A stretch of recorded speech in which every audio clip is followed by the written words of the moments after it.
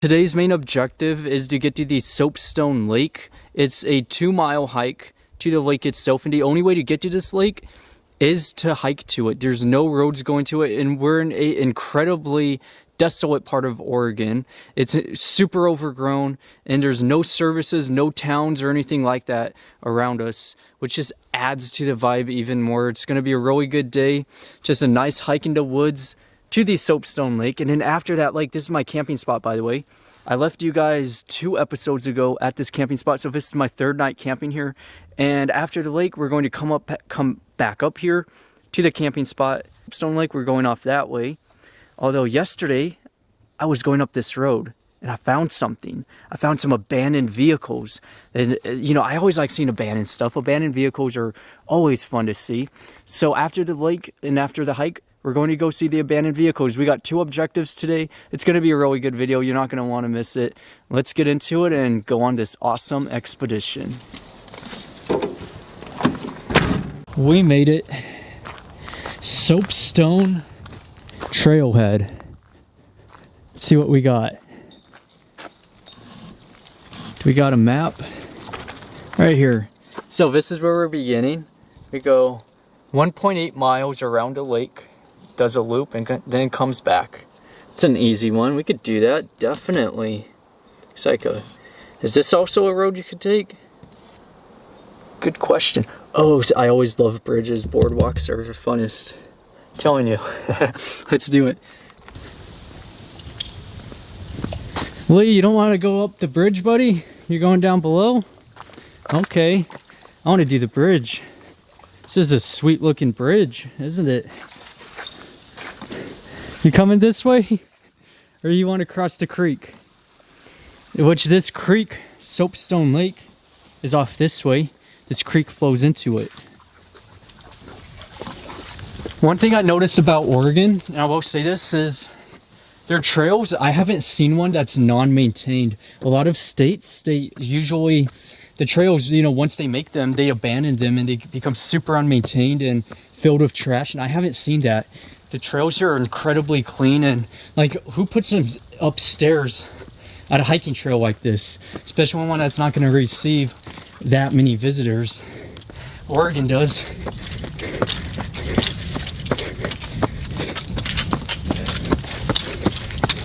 It kind of reminds me of Colorado. I didn't film Colorado because I was super burnt out on my cross-country series at the time.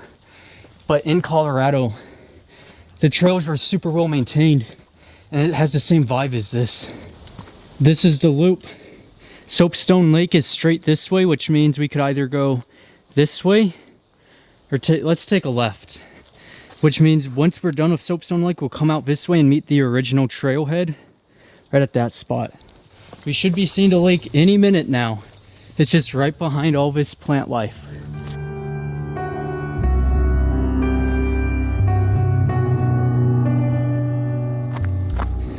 Got a bridge. Second bridge of the day.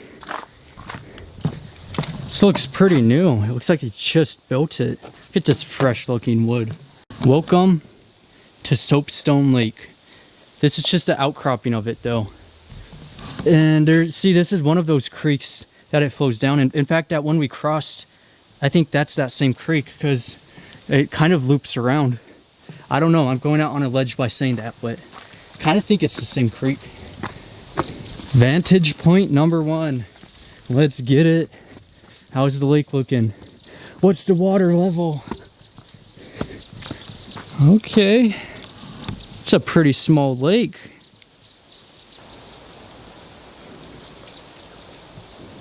I really like this hike. This might be one of the best hikes I've done in Oregon.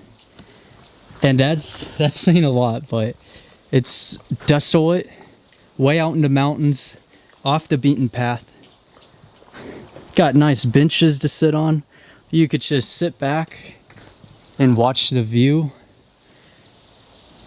As awesome of a lake it is, I have one problem with it, and that is that a lot of reviews were saying vehicle break-ins are common.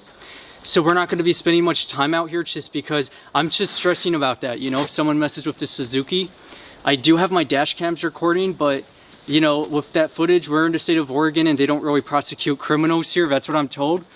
But yeah, we will just cross our fingers with that one. Hopefully nobody messes with the Suzuki, because if you didn't know, Oregon is known for two things. They have the highest amount of drug overdoses in the nation, and they have some of the highest amount of vehicle break-ins. And those two combined, they're kind of like Velcro, you know? Druggies and vehicle break-ins, those two just combine.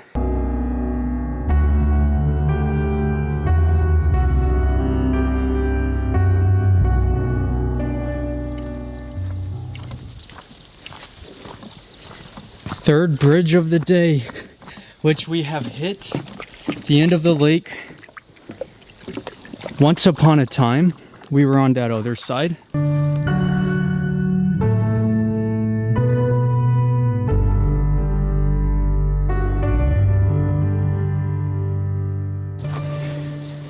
Now on the adjacent side, this is the best view we're gonna get of it. It's just a little too far away. I was thinking about jumping in, but there's really nowhere to do that. Seems like a really grassy lake, so I'm gonna pass on that one. It's hot. It's hot today. Sometimes I'll go past a tree. I just gotta have a look at it.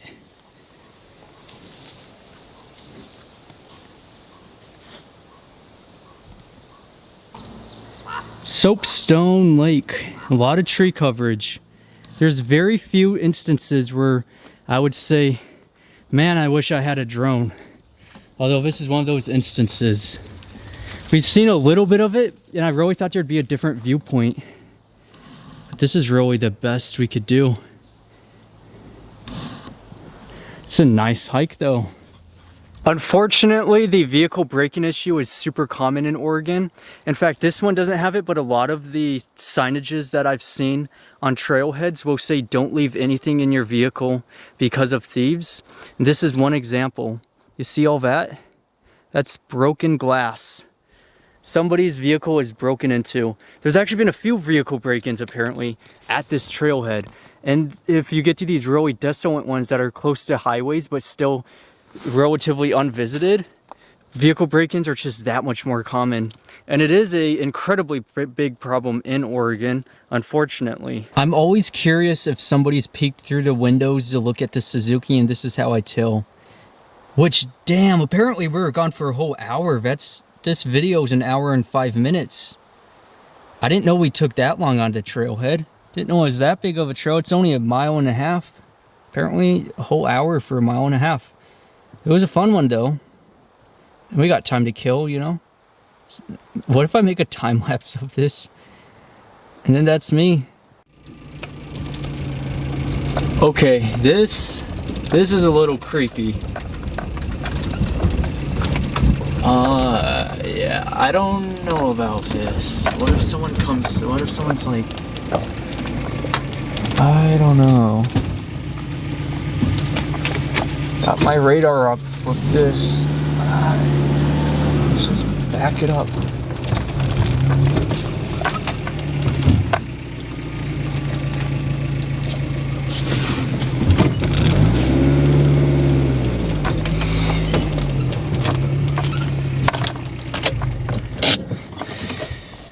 Handbrake on, parking.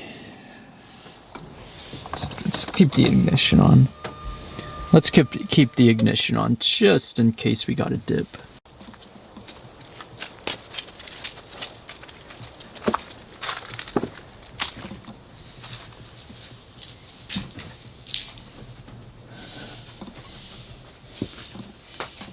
Oh my gosh, dude, this is the type of place where this is where you find a body. Holy, that abandoned smell. It's dry rotted to hell. I don't know. I'm creeped out. I'm out. I'm in the middle of the woods. We got no cell service in an unfamiliar part of Oregon. Surrounded by all these dead looking trees. We got a cracked in. And I noticed this because I was about to check out that abandoned car up there. That's an abandoned vehicle up ahead. That's what I was going to check out. And then out of the corner of my eye, I seen this, and I had to come see it before that abandoned vehicle. And it's just a little off-putting. But this is what the homeless camps look like. So people, you know, they come out, and this is pretty common in Oregon from the people I'm meeting, and just all the sheer number of abandoned motorhomes and stuff I'm running into, is people come out and live in the woods, and eventually they'll get kicked out. And the cops, you know, they don't have the money to remove these stuff. The Forest Service doesn't have the funding for abandoned vehicle removal, which means they just sit until some charitable organization or some people come out and move it for them. Bend, Oregon, it's a local. Tell these guys that they left their vehicle. Whoever bought their motorhome left it out here. Oh my gosh, this place. This is what I mean though. Some people just take advantage of our public lands like this, and it's such a shame to see that. And they dump stuff. All seasons. Sure is a janky one, alright. It's not that bad size though. If this was in good condition, I would be happy living in something like this. I would not complain. Like, if legit, think about it. All right, let's not imagine it like this, but let's imagine it with sunshine, rainbows, and flowers real quick. So it's in good condition, fresh new paint job, kept the paint streak because the green streaks look absolutely awesome. With the wilderness, wait, what is this? Is this a Fleetwood? Fleetwood Wilderness, right? I don't know. I think Wilderness is a Fleetwood, isn't it? That's the submodel. But yeah. So if you imagine this as if it's in good condition, you come in, you have this huge area. Obviously, take out the booth; they take up too much space. So you got a couch on that side, all this space for like a coffee table, and you're just chilling then. And then coming this way, you know, you get yourself a bedroom, small bed, and bathrooms at the end there. Lee, come on. Jay, come on. Get out of here. I'm gonna be in here, but not you. This actually isn't that bad. It's a nice layout, that's what I'm saying. It's bad, but it's a nice layout. For a motorhome, or trailer, excuse me. It's a pretty nice layout. I approve. I like it. Look at all these windows too. You got a nice view of everything, except in the summertime. This is probably the hot spot. The sun's gonna beat down and all that. But what I would do if I lived here, get some plants. I love plants. I love succulents and cacti and all that. So I'd get plants and grow them all along that outcropping right there. This is my new home. I'm now a Oregon resident. It is a 1-bedroom studio. And I got it for free, and I live in the woods. It's pretty neat though. And I always love it. I always like seeing abandoned motorhomes, and let me zoom way out real quick, like whoa. I always like seeing these stuff. It's always awesome and such a trip. I like seeing the layouts. They all have interesting layouts. Some of the layouts absolutely suck, and I question the person who designed them. Some of them like that, it's not too bad.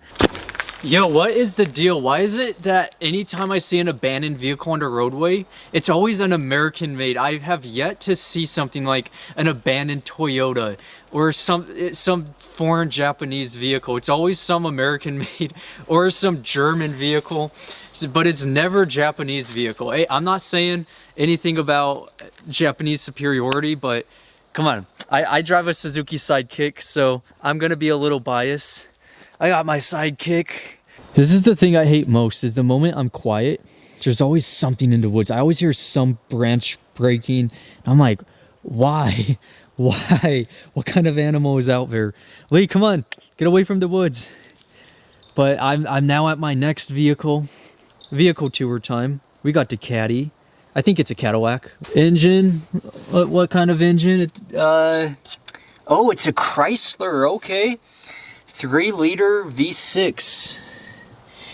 Okay, no wonder why it's abandoned and it's rotting away. It's a Chrysler. That explains why it's abandoned. Now I understand. I'm sorry if I offended any Chrysler fans, but Come on.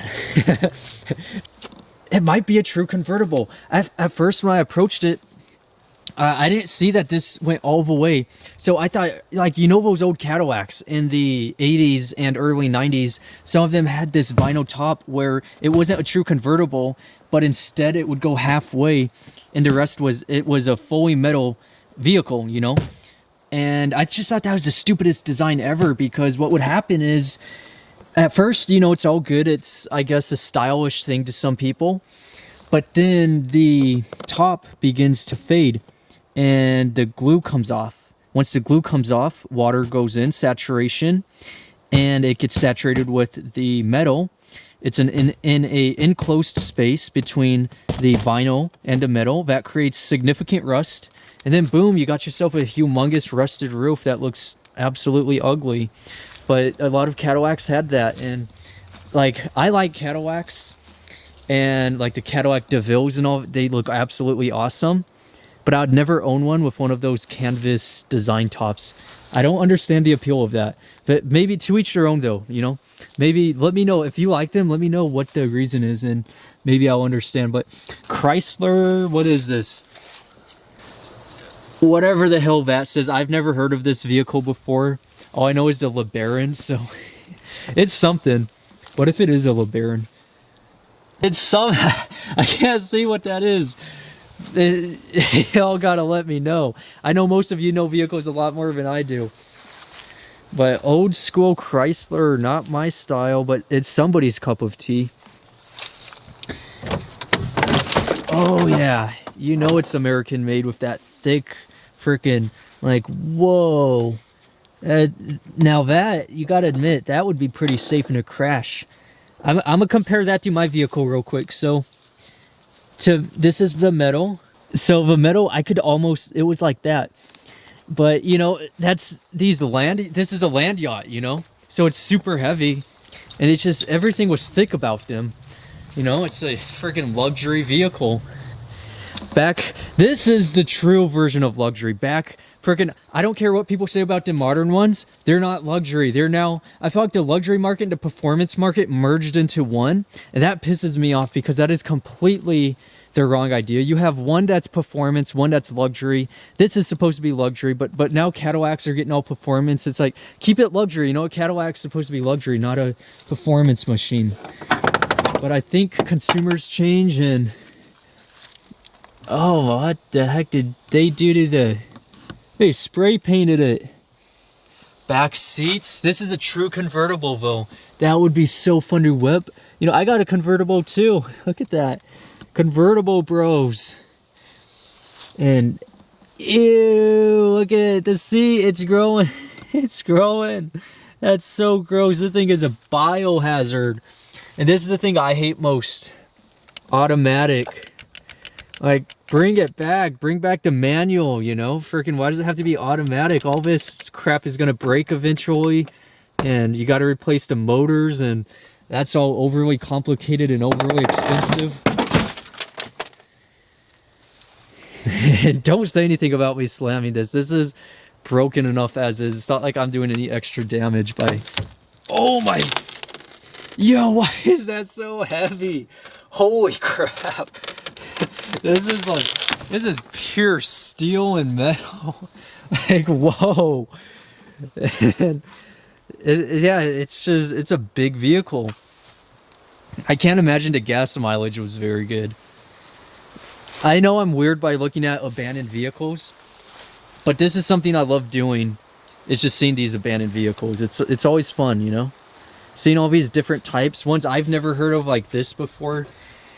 That's a pretty big engine. Well, check it. How's it looking? Looking a little bad. Let's put it back. It's not looking so good. I don't think it's gonna drive. I see a lot of old land yachts abandoned. It seems a lot of them are not on the road nowadays. They're just too expensive to maintain. They cost too much. Fuel economy is too bad. And people just don't want them anymore, you know? They want the new stuff.